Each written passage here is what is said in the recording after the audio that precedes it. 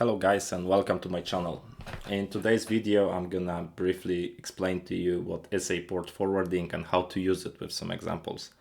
So first of all, let's answer the question, what is a port forwarding? So it comes down to this, that the port forwarding is a way to tell your router to send specific internet traffic to a specific device on your local network.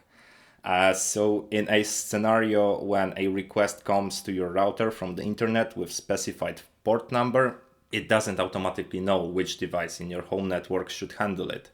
And port forwarding creates a rule that says if a traffic comes on a certain port number, like 3389, forward it to a specific device, like your computer at 192.168.0.1.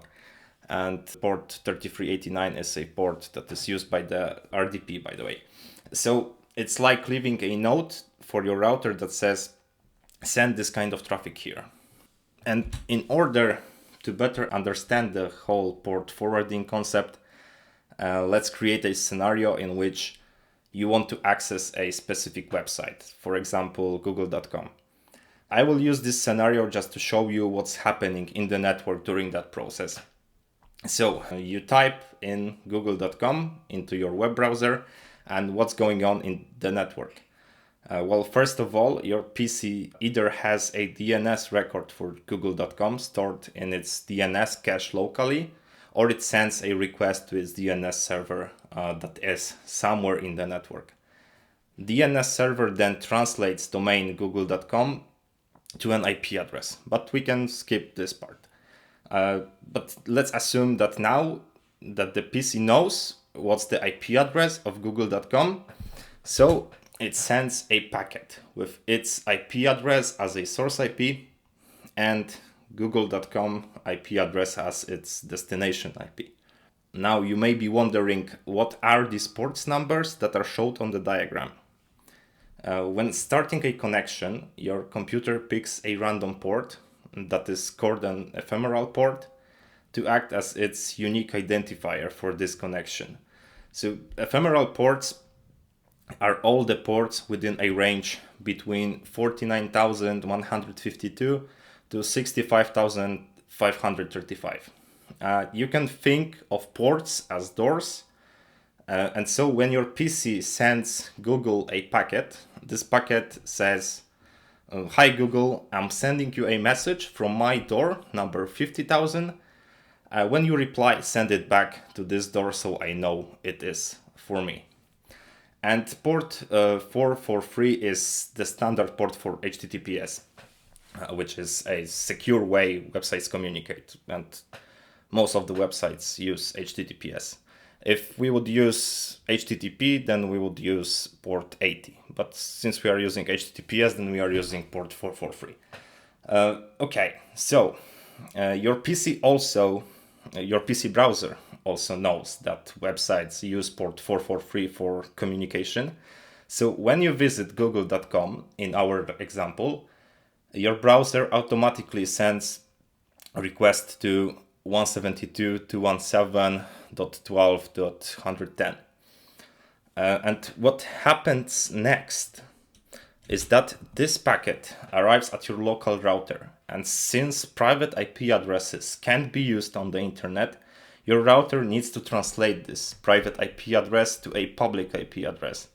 And this translation is called NAT, Network Address Translation, or PAT, Port Address Translation, to be more precise. And now, for the sake of simplifying the example, I assume that the router would use the same ephemeral port as the computer for the translation, but it could have used any other one from the ephemeral pool. Okay, so the packet will then travel on the internet and it will reach Google's server at 172.217.12.110. And the server recognizes the destination port 443 and processes the request as an HTTP request. So after processing this request, the server creates a response packet with its IP and port 443 as a source IP and a router's one IP address as its destination, with the same port from which it was sent previously. Okay, so the packet reaches our router at 150.125.100.75, port 50,000, and it's later forwarded by the router to our PC. But how does the router know where to send this packet? Well, it knows it because of something that is called a NAT table. And the NAT table is like a log or a cheat sheet the router uses to remember which device in the network sent a specific request.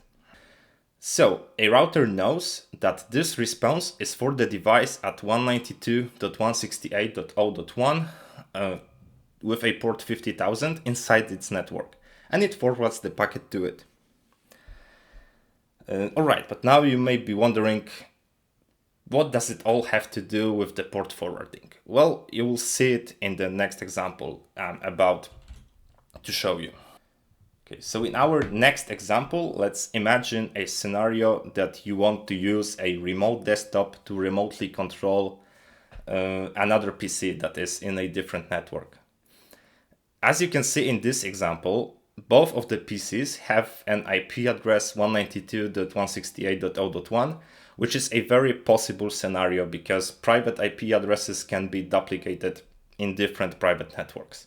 So for example, your device can have exactly the same private IP address as your friend or neighbor or any other person. You will use different public IP addresses to access the web though.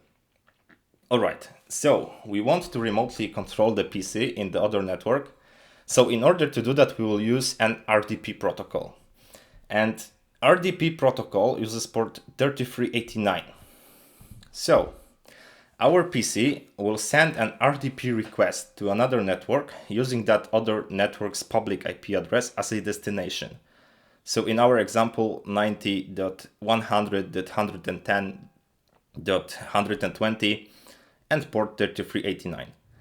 And as a source, it will of course use its own IP address. So 192.168.0.1 and again, random port from the ephemeral port pool.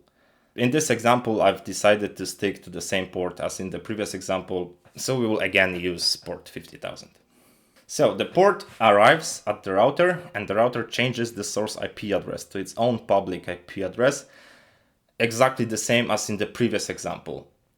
It could also change the source port ID, but for the sake of simplifying the example, we stick to port 50,000.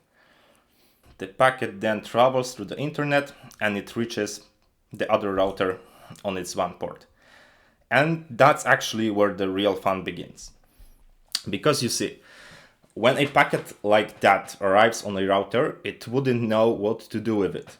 It doesn't know which device on the local network should receive this packet. We didn't create any rules, so as a result, the router just drops the packet.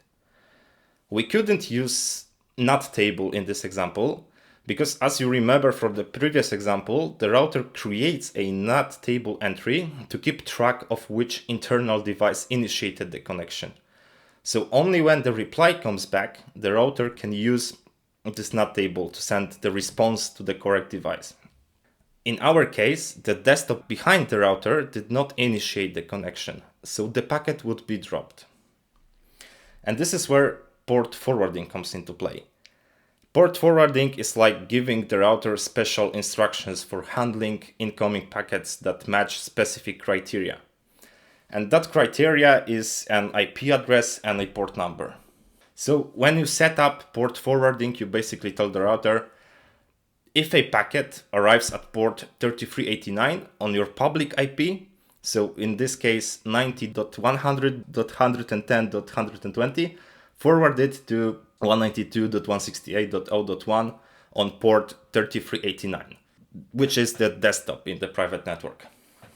Generally speaking, that wouldn't be the wisest idea to create such rule in our network, but no one says that we are smart, and it's just an example. I'm going to show you how you can create a port forwarding rule on your own in your router's GUI. Of course, every vendor has their own specific layout that oftentimes differs on different models as well, but I just want to give you some overview. So in my case, I'm going to use TP-Link router.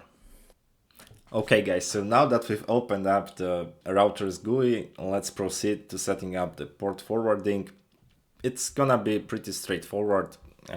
In this case, we have to go to Advanced tab and then click on NAT forwarding and port forwarding.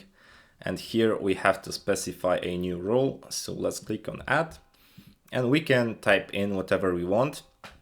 In the service name, let's just name it, for example, remote desktop. Okay.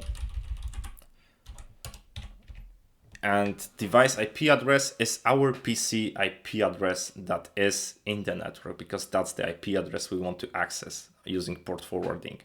So we will type in 192.168.0.1, and now the external port is the port on this router's public IP that will listen for incoming traffic. So in our case, we want the router to listen for packets sent to its public IP on port 3389.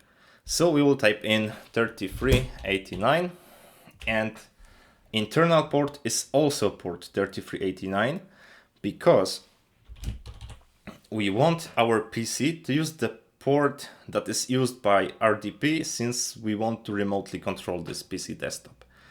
And for the protocol, let's select all, and that is because we are using RDP, and RDP can use both TCP and UDP. So we're gonna select both.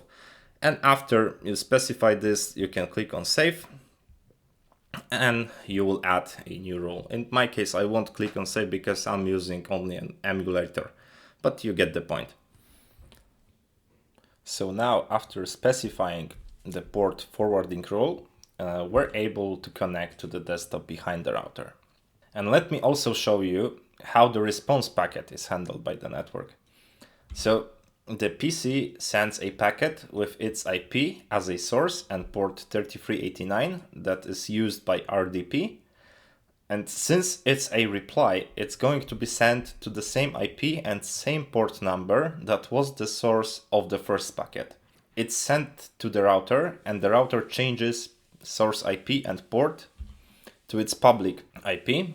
Packet then travels on the internet and reaches the router on the other end. And now this router knows from the NAT table that the destination port 50,000 is part of an outgoing connection that was initiated earlier. So it forwards the packet to that PC. And that's pretty much it. So now you're able to access others' PC desktop remotely. I hope that you've enjoyed the video and that my explanation has made a little bit sense to you. And anyways, thank you very much for watching, and see you in the next one. Bye.